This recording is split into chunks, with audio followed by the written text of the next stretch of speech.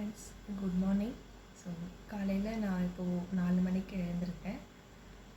So என்னுடைய டே எப்பயுமே 4 மணிக்கெலாம் ஸ்டார்ட் ஆகிடும். ஸோ நான் எப்படி என்னை ஆக்குப்பைடாக வச்சுப்பேன், ஸோ எப்படி அந்த டே பாசிட்டிவாக கொண்டு போவேன் அப்படிங்கிறத உங்கள்கிட்ட ஷேர் பண்ண விரும்புகிறேன். ஸோ ஃபர்ஸ்ட் நான் வந்து ஒரு 1/2 hour இல்லை 45 minutes வரைக்குமே மெடிடேஷன் பண்ணுவேன். So try to control my thoughts. Sometimes thoughts அதிகமாக இருக்கும், சம் ரெஸ்பான்சிபிலிட்டிஸ், ஒர்க் அப்படி இருக்கிறதுனால. பட் சம்டைம்ஸ் கொஞ்சம் நார்மலாக இருந்தேன்னா என்னோடய தாட்ஸை I can control more my thoughts. So let's start. I'm going to do meditate.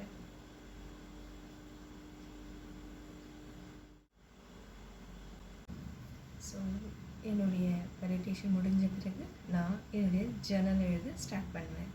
Everyday என்னுடைய ஜேர்னல் ரைட்டிங் அப்படிங்கிறது ஸ்கிப் ஆகாது மேக்ஸிமம். ஸோ இப்போ நான் going to write journal. இதுதான் என்னுடைய ஜேர்னல் புக். ஸோ இதில் நிறைய விஷயங்கள் எழுதியிருக்கேன். பாசிட்டிவும் இருக்கும், சில அப்ஸ்ட்ராக்டல்ஸ் இருக்கும், அப்புறம் என்னுடைய கவலைகள், கடந்து வந்த பாதைகள் எல்லாமே இதில் இருக்கும். நிறைய எழுதியிருக்கேன். So now I am going to right a Journal. நிறைய பக்கம்லாம் எழுத மாட்டேன். ஜஸ்ட் இன்றைக்கி என்னுடைய டே எப்படி இருக்கணும், அப்புறம் நேற்று நான் ஏதாவது லோவாக ஃபீல் பண்ணியிருந்தேன், இல்லை லேக் ஆஃப் கான்ஃபிடென்ட், இல்லை இந்த செல்ஃப் டவுட், இந்த மாதிரி ஏதாவது இருந்துச்சுன்னா ஸோ அதை நான் எழுதி வைப்பேன். ஏன் அப்படி வந்தது அப்படிங்கிறத எழுதி வைப்பேன். ஜஸ்ட் 2 lines இல்லை 3 lines அவ்வளோதான் எழுதுவேன். ரொம்ப எழுத மாட்டேன். கண்டிப்பாக நம்மளால் டெய்லி பக்கமாக எழுத முடியாது. டெய்லி எழுதுறதுனால 2 இல்லை 3 lines, அதிகபட்சம் 5 lines அவ்வளோதான் எழுதுவேன். அதுவும் சம்டைம்ஸ் எனக்கு எழுத எதுவுமே இல்லை, நான் ரொம்ப நார்மல் ஸ்டேட்டில் தான் இருக்கேன், லைஃப் ரொம்ப நார்மலாக ஸ்மூத்தாக போயிட்டுருக்கு அப்படின்னும் போது ஜஸ்ட் கிராட்டிடியூட் மட்டும், thank you universe, thank you for this abundance. So இந்த மாதிரி பாசிட்டிவ் வேர்ட்ஸ், இல்லைனா யூனிவர்ஸ்க்கு நன்றி சொல்கிறது, இல்லை எனக்கு ஹெல்ப் பண்ணவங்க யாராச்சும் அவங்களுக்கு நன்றி சொல்கிறது, இந்த மாதிரி சிங்கிள் லைனில் எழுதி அந்த டேவை, அந்த ஜேர்னலை நான் அன்றைக்கி முடிச்சிடுவேன். ஸோ இந்த மாதிரி தான். So now I am going to right a Journal.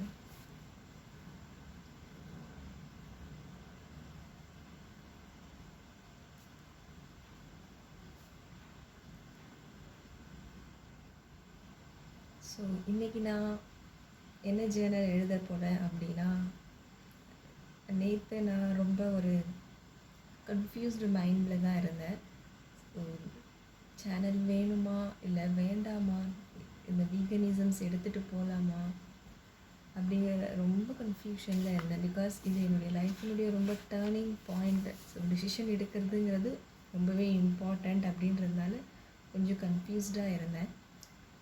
Okay, நம்ம வேலைக்கும் போயிட்டு வீடியோஸும் போடலாம், அதுக்குள்ளே நம்ம ஜாபை குயிட் பண்ண முடியாது, பிகாஸ் ஃபினான்ஷியல் டிபெண்டன்சி இருக்குது அப்படின்றதுனால ரெண்டுமே ஈவனாக பேரலாக கொண்டு போகணும் அப்படிங்கிறது ஒரு தாட் தான் இப்போ எனக்கு இருக்குது.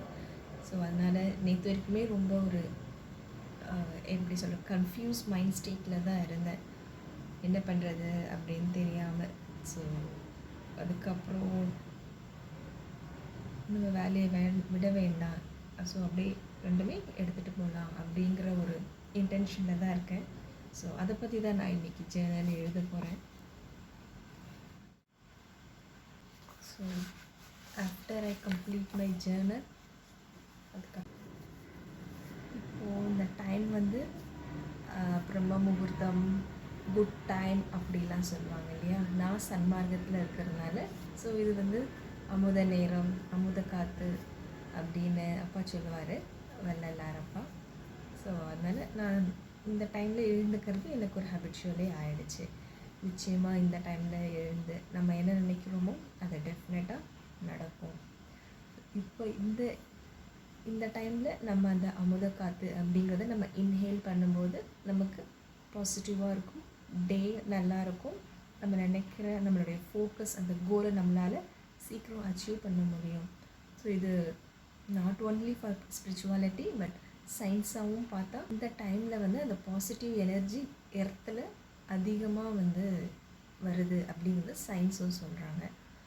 ஸோ இந்த நம்ம எழுந்து நம்மளுக்கு என்ன வேணும் அப்படிங்கிறத நம்ம காட்கிட்ட நம்ம கேட்கும்போது நம்மளுக்கு நம்மளுடைய கோலை வந்து சீக்கிரமாக அதை நோக்கி நம்ம போகிற மாதிரி இருக்கும்.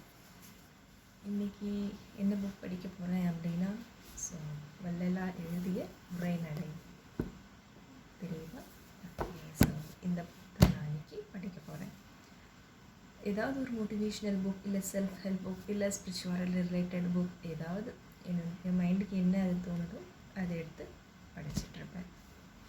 ஸோ இது கொஞ்ச நேரம் படிப்பேன். 5:30 ஆகிடுச்சு.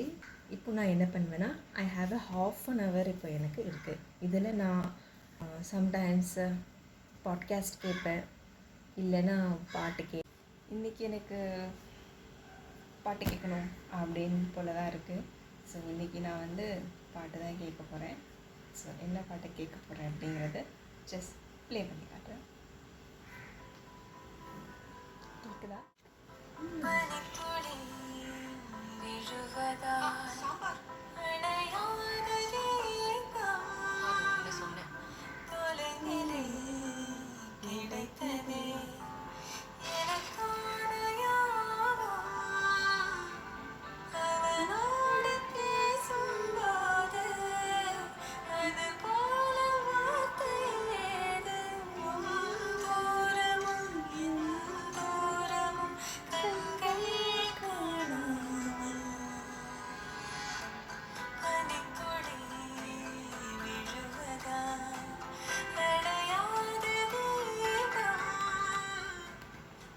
சம்டைம்ஸ் நம்மளுக்கு பாட்டு கேட்டால் கொஞ்சம் அந்த டே வந்து ஹாப்பியாக இருக்கும், பாசிட்டிவாக இருக்கும், கொஞ்சம் மைண்ட் ரிலாக்ஸாகவும் இருக்கும் இல்லையா?